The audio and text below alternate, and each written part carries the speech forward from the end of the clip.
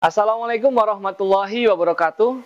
Halo semuanya, saya Mustafa Reza Raihansin. Selamat datang di Guru Bindo.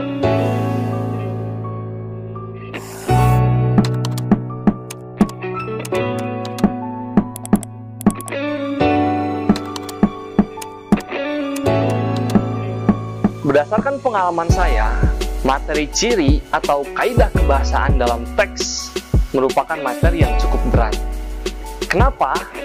Karena poin-poin ciri atau kaidah kebahasaan dalam sebuah teks dibuat banyak dan terkesan harus dihafal. Maka, kali ini kita akan mengenal ciri dan kaidah kebahasaan dengan lebih sederhana dan tidak perlu dihafal. Tentunya dengan syarat. Syaratnya, 1. Membaca, 2. Membaca, dan 3. Membaca. Oke. Gini teman-teman, tidak perlu membaca langsung satu buku kalau itu memang berat. Tapi coba saja baca kira-kira satu artikel, atau yang berhubungan dengan materi ini kita bisa membaca setidaknya beberapa berita lah. Zaman ini aplikasi sudah banyak, kita bisa membaca berita-berita elektronik atau digital. Karena di teks manapun biasanya bagian ciri atau kaidah kebahasaan mengandung istilah-istilah yang mungkin asing. Tapi dengan kebiasaan kita membaca, istilah-istilah yang asing itu akan mudah dipahami. Oke, langsung saja ya. Jadi yang akan kita bahas kali ini secara sederhana adalah ciri atau kaidah kebahasaan dari teks berita. Yang saya temukan, ciri dan kaidah kebahasaan dari teks berita itu ada 6. Yang pertama, menggunakan bahasa baku. Yang kedua, kalimat langsung. Yang ketiga, kalimat tidak langsung. Yang keempat, konjungsi temporal dan kronologis. Dan yang kelima, keterangan waktu dan tempat. Dan yang terakhir, keenam, ada kata kerja mental. Yang pertama, menggunakan bahasa baku. Sederhananya teman-teman, bahwa setiap berita, setiap informasi yang dilaporkan dengan teks yang disebut dengan teks berita itu harus menggunakan bahasa baku, bahasa yang sesuai dengan kaidah kebahasaan Indonesia. Yang kedua, di teks berita biasanya ada kalimat langsung. Kalimat langsung ini merupakan kalimat yang berupa hasil kutipan langsung dari pembicara atau narasumber. Penulisannya biasanya dilakukan dengan cara menulis apapun yang dikatakan oleh narasumber tanpa ada pengubahan. Paling sederhana sih kita bisa kenal dengan adanya tanda petik ganda. Yang ketiga, ini ada namanya kalimat tidak langsung. Kalimat tidak langsung merupakan kalimat yang melaporkan atau memberitakan perkataan narasumber dalam bentuk kalimat berita yang dapat ditandai dengan konjungsi bahwa. Contohnya, Abidin mengatakan bahwa kejadian itu terjadi tiba-tiba. Secara sederhana, kalimat yang melaporkan ini dihadirkan tanpa adanya tanda petik ganda. Nah, yang keempat, ini ada namanya konjungsi temporal atau konjungsi kronologis. Ini adalah konjungsi atau kata hubung yang menunjukkan waktu. Contohnya, sejak, awalnya, akhirnya, setelah, dan lain-lain. Untuk konjungsi ini juga menunjukkan kronologi atau urutan-urutan kejadian. Kelima, keterangan waktu dan tempat. Keterangan waktu dan tempat merupakan kelengkapan suatu berita yang berhubungan dengan waktu dan tempat terjadinya peristiwa.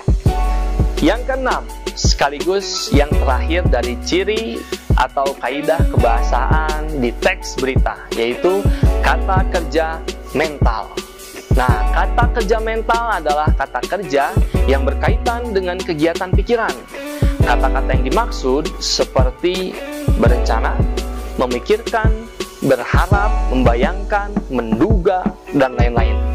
Contohnya, pemerintah berencana melaksanakan PJJ sampai akhir tahun 2020. Di sana ada kata berencana yang merupakan kata kerja mental. Kali ini saya akan mencoba mengajak teman-teman untuk sama-sama menelaah sebuah berita digital dan kita akan melihat ciri atau kaidah kebahasaannya. Saya akan menggunakan satu aplikasi bernama Google News dan di sana terdapat beberapa berita ya, yang dari berbagai macam sumber. Kali ini saya akan mencoba melihat berita yang bersumber dari CNN Indonesia dengan judul "Belum tentu aman, Bio Farma tes lokal vaksin Corona Cina". Kita akan sama-sama melihat bagaimana ciri atau kaedah kebahasaan yang ada dalam berita ini. Yang pertama tadi kita sama-sama mengetahui ciri atau kaedah kebahasaan dari teks berita itu tentang menggunakan bahasa baku. Sudah terlihat dari judul ya, bahwa berita ini menggunakan bahasa baku, bahasa yang sesuai dengan kaedah kebahasaan. Dari kapital, tanda baca, gitu. Kemudian penggunaan angka, itu semua sudah sesuai dengan kaedah kebahasaan Indonesia. Kemudian yang kedua adalah kalimat langsung. Nah, kalimat yang diperoleh dari ucapan narasumber atau pembicara. Contohnya adalah, jadi kita mesti yakin apakah benar vaksin yang kita beli bla bla bla bla bla bla. Nah, ini adalah contoh bagaimana kalimat langsung diterapkan dalam berita. Nah, selanjutnya ada kalimat tidak langsung, ada di bagian awal berita. Bio Farma menjelaskan pihaknya mesti melakukan tes uji klinis vaksin Sinovac yang bla bla bla bla bla bla. Nah, bisa kita lihat meskipun di sini tidak ada bahwa, tapi kalimat tidak langsung adalah penjelasan yang diberikan oleh narasumber, tapi dengan tidak mencantumkan kalimat atau tanda petik ganda.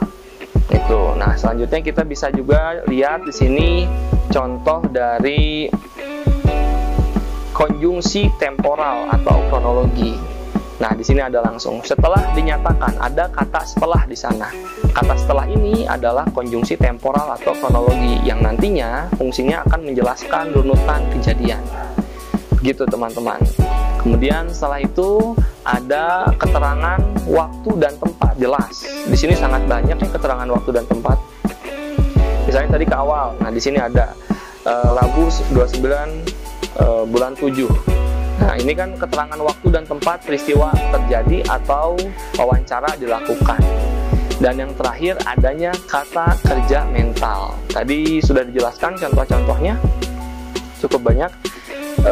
Kita akan lihat di sini kata kerja mental. Nah, bisa kita temukan di sini saat ini keduanya tengah melangsungkan uji klinis tahap kedua dan rencananya. Nah, ini kan sama sebenarnya dengan kata berencana. Jadi, rencananya akan masuk tahap ketiga. Jadi, ini termasuk kata kerja mental. Nah, itu teman-teman cara atau ketika kita mencocokkan ciri atau kaedah kebahasaan teks berita kepada teks berita aslinya. Itu dia penjelasan sederhana tentang ciri atau kaedah kebahasaan dari teks berita. Ingat teman-teman, ketika kita mau eksplorasi, kita punya rasa penasaran, maka kita bisa mencari sendiri tentang ciri atau kaedah kebahasaan teks berita. Pasti kita menemukan banyak hal. Baik, itu saja materi kali ini. Semoga bermanfaat. Wassalamualaikum warahmatullahi wabarakatuh.